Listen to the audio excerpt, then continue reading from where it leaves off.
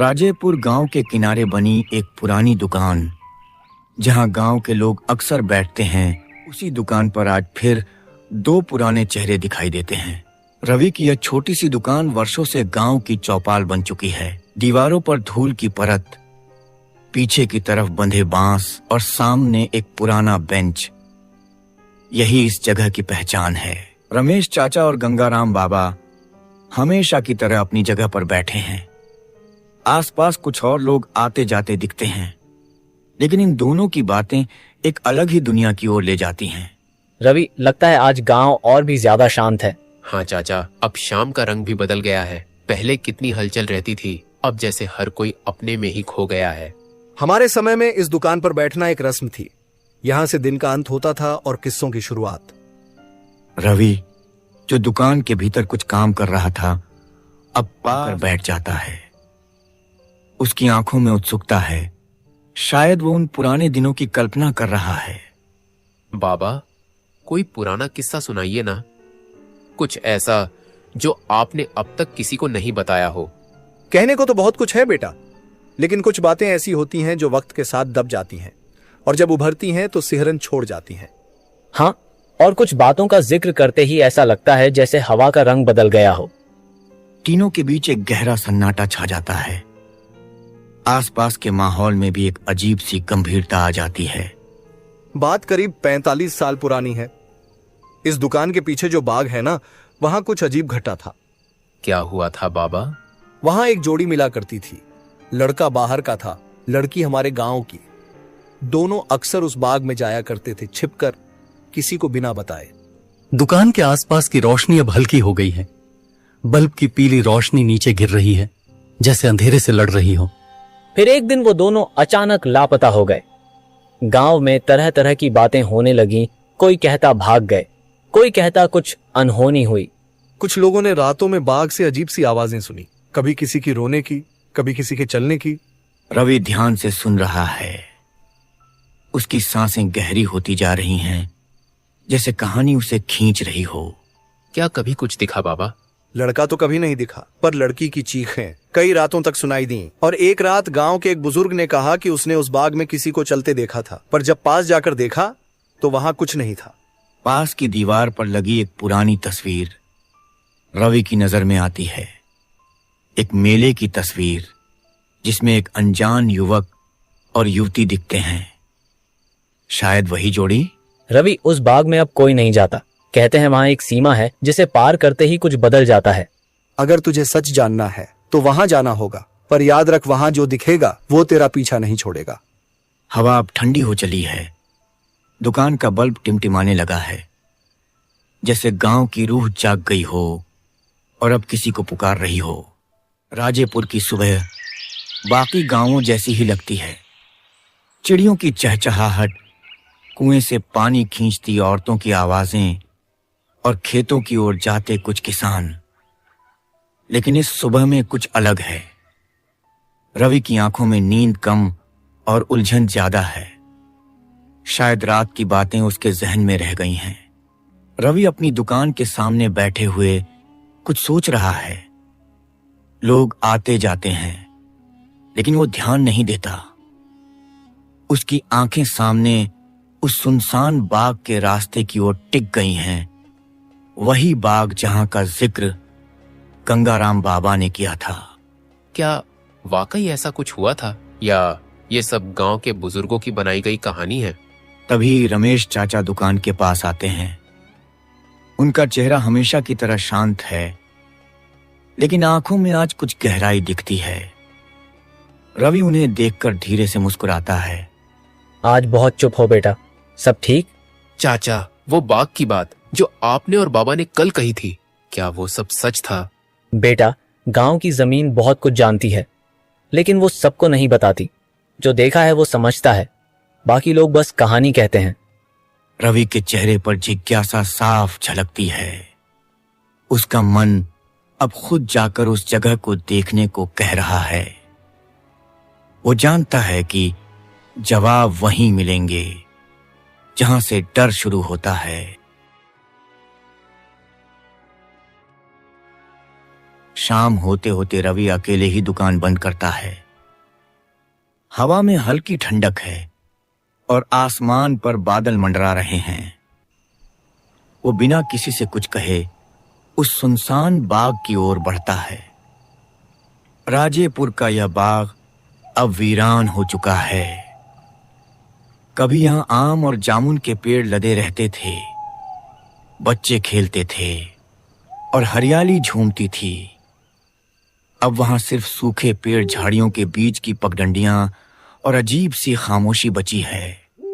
रवि बाग के किनारे पहुंचता है। वहां लगा टूटा हुआ लकड़ी का गेट अब भी झुका हुआ है।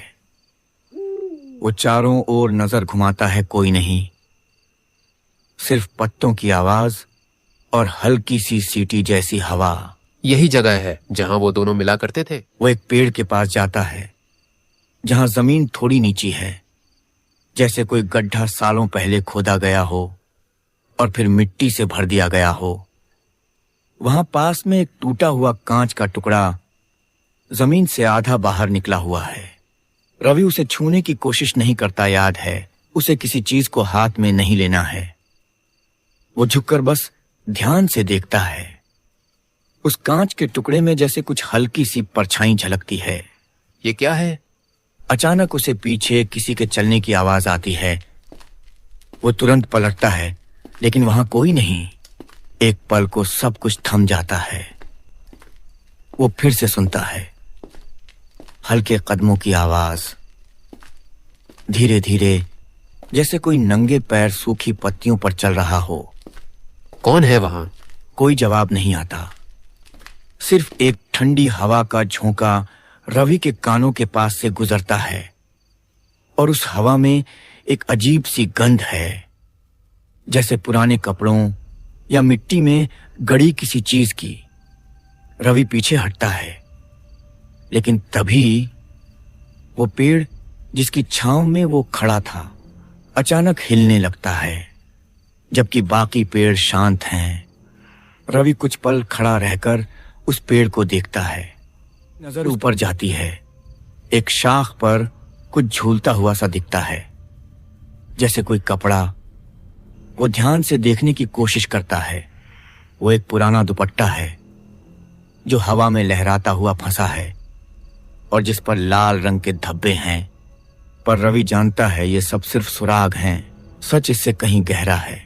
वो वापस मुड़ने ही वाला होता है कि एक आवाज आती है बिल्कुल पीछे से, एक लड़की की धीमी टूटी सी आवाज। रवि। रवि का पूरा शरीर सिहर जाता है। उसने किसी को अपना नाम लेते सुना, लेकिन वहां कोई नहीं था।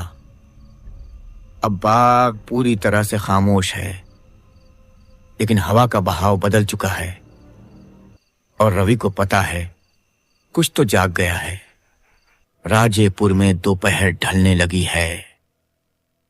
गांव की गलियों में हमेशा की तरह हलचल है, लेकिन रवि के मन में कुछ और ही चल रहा है। कल रात बाग में जो कुछ हुआ, वो आवाज, वो दुपट्टा और वो परछाइयां सब उसके मन में चुभ सी गई हैं। वो अब दुकान पर अकेला बैठा है। आने जाने वालों को देखकर मुस्कुरा तो देता है, लेकिन ध्यान कहीं और ही है। पास ही रखे स्टूल पर गंगाराम बाबा आते हैं। उनका चेहरा थका हुआ है, लेकिन आंखें वही गहराई लिए हुए। रात को बाग गए थे? आपको कैसे पता चला? जिसने उस बाग की पुकार सुन ली हो, उसकी आंखें बदल जाती हैं, और तुम्हारी आंखें अब पहले जैसी नहीं रहीं। रवि अब कुछ छुपा नहीं सकता। उसकी सांसें तेज हैं, जैसे वो कोई बोझ उठाए हो। बाबा, वहां सच में कुछ है। किसी ने मेरा नाम लिया। मैंने कुछ महसूस किया, जैसे कोई मुझे देख रहा हो। बाबा चुप रहते हैं। हवा का बहाव थोड़ा तेज हो गया है। कुछ पत्ते दुकान के सामने उड़कर आ जाते हैं और वहां एक पल रुक जाते हैं, जैसे सुनने आए हूं। वो लड़की जिसके बारे में तुमने सुना, उसका नाम सुहानी था, और वो नाम अब भी बाग में गूंजता है। क्या वो मर गई थी? कोई कभी नहीं कह पाया कि वो मरी या कहीं चली गई, लेकिन उसकी मौजूदगी वहां आज भी है। वो अब किसी से कुछ कहना चाहती है। रवि की आंखें फैल जाती हैं।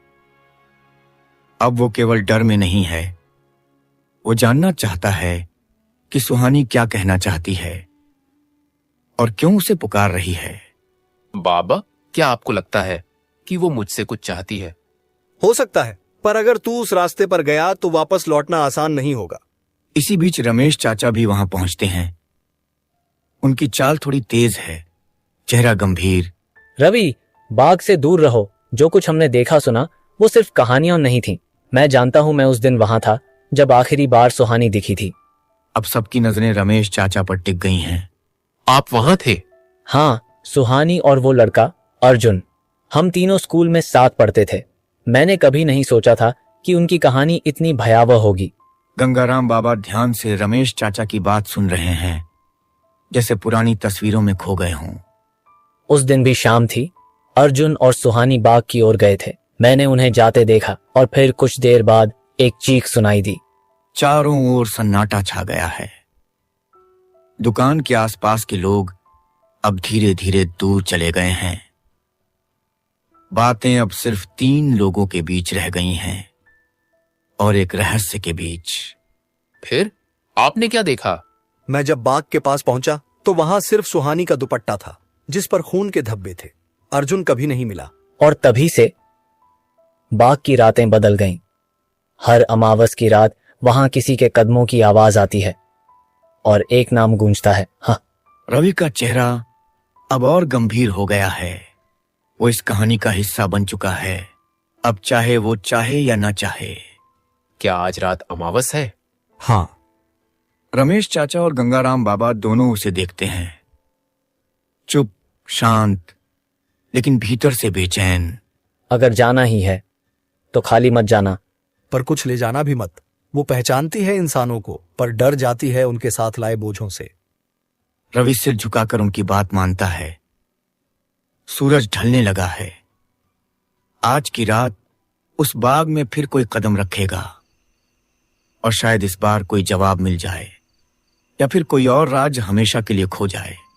गांव पर अब रात की चादर उतर चुकी है। आसमान काला है, चांद कहीं नहीं दिखता, सिर्फ तारों की झिलमिलाहट और दूर कहीं से आती सियारों की आवाजें। राजेपुर की गलियां जो दिन में जीवन से भरी होती हैं, अब वीरान हो चुकी हैं। गांव के एक कोने में रवि अपनी दुकान के बाहर खड़ा है। उसकी आंखें सामने उस रास्ते को देख रही हैं जो सीधे बाग की तरफ जाता है। उसके पीछे थोड़ी दूरी पर गंगाराम बाबा और रमेश चाचा खड़े हैं। दोनों चुप हैं, कोई कुछ नहीं कहता। शब्द अब बेकार हैं। अब वक्त है उस अज्ञात की ओर कदम बढ़ाने का। बेटा, याद रख, हर आत्मा की अपनी पीड़ा होती है। उसे सुन, लेकिन भीतर मत ले जा। अगर कुछ अजीब महसूस हो तो आंखें बंद करना। कभी कभी दिखने वाला सच इंसान की समझ से परे होता है। हाँ। रवि उनके शब्दों को मन में बिठा लेता है। वो चुपचाप बाग की ओर बढ़ता है। हवा अब अलग चल रही है, धीमी, ठंडी और कुछ कहती हुई। बाग का पुराना रास्ता अब पूरी तरह अंधेरे में डूबा है। उसके दोनों ओर झाड़ियों की परछाइयां हिल रही हैं, जैसे कोई छिपकर उसे देख रहा हो। रवि बिना रुके आगे बढ़ता है। बाग का मुख्य द्वार एक टूटा हुआ लकड़ी का चौखट अब भी वहीं है। वो झुका हुआ पर अब भी खड़ा है। रवि वहां पहुंचता है और अंदर कदम रखता है। अंदर घुसते ही तापमान जैसे कुछ डिग्री गिर गया हो। हवा अब बिल्कुल स्थिर है। पेड़ भी अब हिल नहीं रहे। सब कुछ जैसे रुका हुआ है। एक और दुनिया में रवि आगे बढ़ता है। वो उसी जगह पहुंचता है जहां पिछली बार दुपट्टा टहनी में अटका था। आज वहां कुछ नहीं है, लेकिन जमीन पर कुछ गीला सा है, जैसे किसी ने अभी अभी वहां से हटाया हो कुछ। वो नीचे देखता है और तभी उसी तरह की धीमी टूटी सी आवाज जैसे किसी ने कई सालों से कोई नाम नहीं पुकारा हो। रवि की सांसें थम जाती हैं, उसकी रीढ़ की हड्डी में एक सिहरन दौड़ जाती है। कौन हो तुम?